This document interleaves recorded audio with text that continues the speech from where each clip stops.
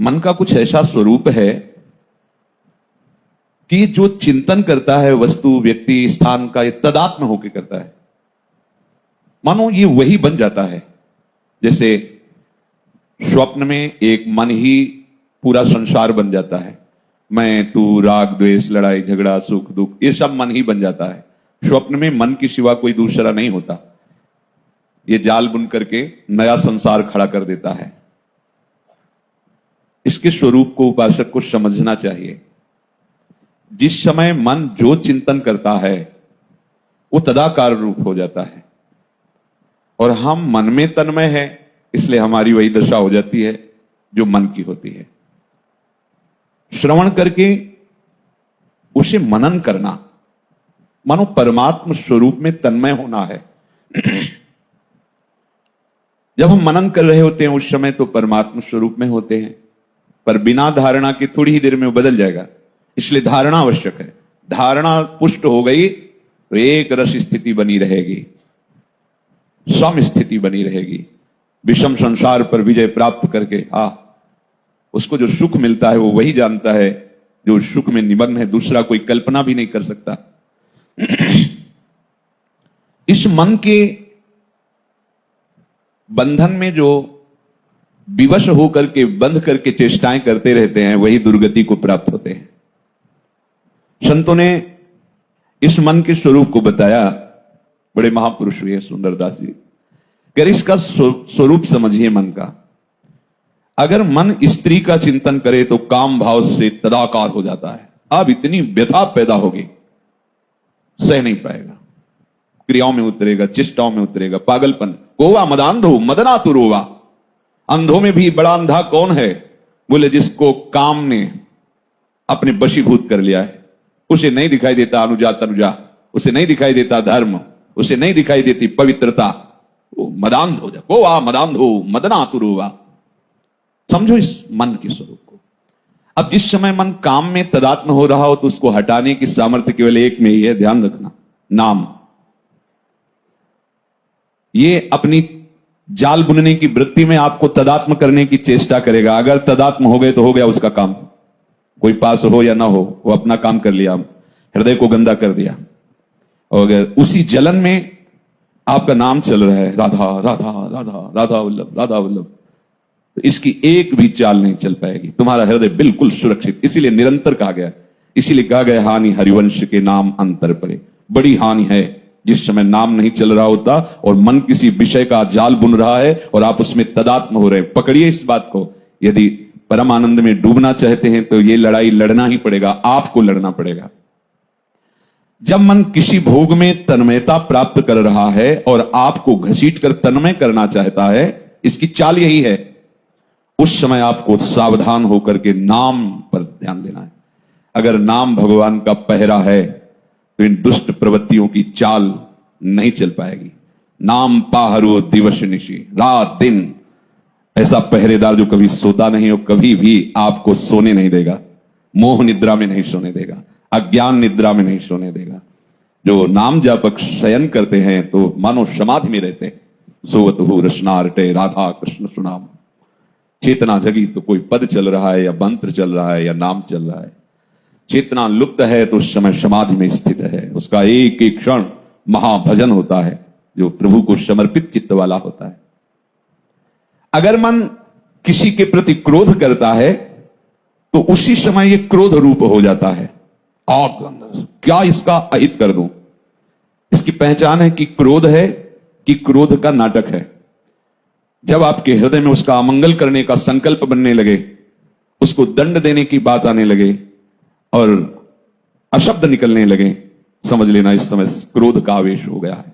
मन क्रोध रूप हो गया है। और जब मन मैं, तू, तेरा, मेरा, अच्छा बुरा इसका चिंतन करता है तो ये मायामय हो जाता है। तो मन बूढ़त माया की कूपा, ये उस माया कूप में भटक जाता है। और जिस समय ये ब्रह्म चिंतन करता है, भगवत चिंतन करता है, प्रिया प्रीतम का नाम रूप लीला चिंतन, ये प्रिया प्रीतम में हो जाता है। बिल्कुल सत्य मानिए। इससे लड़ाई लड़नी ही पड़ेगी आपको। इसके लिए तैयार हो, मन को हराना पड़ेगा। ये बहुत काल से हमें हराए हुए है, अब इसे परास्त करना होगा। मन ही मारी तन हारी के वृंदावन में गाज। यदि मन से आप नहीं लड़ेंगे तो मन ही के भ्रमते जगत यह देखियत, मन ही के भ्रम गए ये जगत बिलात है। मन ही के भ्रम जेवरी में उपजत सांप, मन के विचारे सांप जेवरी समात है। मन ही के भ्रमते मरीचिका कुजल कहे, मन ही के भ्रम सी पर रूपो ही दिखात है। सुंदर सकल यह दिसे मन ही को भ्रम, मन ही को भ्रम गए ये सब ब्रह्म हुए जात है। सर्वम खलमिदम ब्रह्मणे नानास्ति किंचन मत्तः परतरम नान्यत किंचिदस्ति धनंजय। मेरे सिवा और कुछ नहीं है। जब मन इस भ्रम को सत्य स्वीकार कर लेता है, मैं पुरुष, मैं स्त्री, मैं अच्छा, ये बुरा, ये फंस गया माया जाल में। ये अच्छा, ये बुरा, ये निंदनीय, ये प्रशंसनीय, ये गुण, ये अवगुण, दोनों मायाकृत हैं। सुनो तात मायाकृत गुण दोष अनेक, गुण या उभय न देखी, देखी सो अविवेक। ये दो दिखाई देना ज्ञान का लक्षण है, गुण दोष, निंदा स्तुति, अच्छा बुरा। आप कितने ज्ञानी हैं या कितने बड़े भक्त हैं, आप देखिए अपने मन को। अगर मैं तू, मेरा तेरा, अच्छा बुरा ये द्वंद्व है तो अभी मन माया में फंसा हुआ है। ये माया कहीं और नहीं, तुम्हारे मन में ही है। मन ही के भ्रम गए जगत बिलात है। कैसे? जैसे स्वप्न टूटा साफ झूठा, ऐसे पूरा संसार झूठा। उमा कहूं मैं अनुभव अपना, सत हरि भजन जगत सब सपना। ये किसी जीव का अनुभव नहीं है, ये ईश का अनुभव है। भगवान कह रहे हैं, जो वंदे बोधमयम नित्यम गुरुम शंकर रूपिणम, जो बड़े बड़े गुरुओं के भी गुरु हैं, बोध स्वरूप हैं, ज्ञान समुद्र हैं, वो कह रहे हैं हे उमा मैं अपना अनुभव तुम्हें बताता हूं। ये सारा संसार स्वप्नमय है। अगर सत्य है तो हरि, हरि नाम सत्य है, भजन सत्य है। जैसे दूर पड़े हुए रस्सी में सांप का भ्रम हो जाता है, जब हम देखते हैं तो सांप की सत्ता ही नहीं रहती, केवल रस्सी होती है। ऐसे ही प्रभु में जगत का भ्रम हो गया है। प्रभु में अच्छा बुरा, गुण अवगुण, दुख सुख, इसका भ्रम हो गया है। जैसे रस्सी में सांप का भ्रम हो जाता है। गुरु कृपा से उनके वचन रूपी सूर्य के प्रकाश में जब हम देखते हैं तब दिखाई देता है कि ये जो नानात्व का भ्रम था, ये अज्ञान से था, ये अंधकार के कारण था। वस्तुतः मेरा प्रभु ही सब रूपों में रम रहा है। जब तक हमारा मन पवित्र नहीं होगा, भगवत चिंतन के बिना ये पवित्र नहीं हो सकता, चाहे गंगा में खड़े हो जाओ। राम राम राम जी जो लो तू न जपी है, तो लो तू कहूं जाए तिहू ताप तपी है। सुरसर तीर बिन नीर दुख पाई है, सुरतर तरे तो ही दारिद सताई है। गजब कर दिया, महापुरुषों ने हृदय खोल के रख दिया। यदि आप नाम नहीं जप करोगे तो गंगा के किनारे भी प्यासे मरोगे, कल्पतरु के नीचे भी तुम दरिद्रता से युक्त रहोगे। न सोते न जागते, न स्वप्न में भी तुम्हें कभी शांति नहीं मिलेगी। जितना तुम उपाय करोगे छूटने का, उतना और बंधते चले जाओगे। छूटिवे के जतन विशेष बांधे जाएगो, और अमृत सान करके भी भोजन पाओगे तो विष हो जाएगा। ये महापुरुषों के वचन है। नाम और भगवत आश्रय ये उल्टा मार्ग है। जगत के व्यक्तियों से इस मार्ग की सलाह नहीं ली जाती। हम भजन करना चाहते हैं, हम वृंदावन वास करना चाहते हैं, हम सत्संग जाना चाहते हैं, ये मायाग्रस्त जीवों से सलाह नहीं ली जाती, क्योंकि वो इस मार्ग को जानते ही नहीं। जीवित मर जाए, उलट आप में समाए, कहीं नहीं जाए, मन शुद्ध दिलगिरी है। ये भगवत मार्ग। करे विपिन वास, इंद्री जीत, तजय भूख प्यास, मेटे परास, खास पूरन सबूरी है। परम तत्व को विचार, चिंता विचार सबे, तार मत बाद हर भजले ये अमीरी है। कहे चरणदास दीन दुनिया में पुकार, सब आसान यार पर मुश्किल फकीरी है।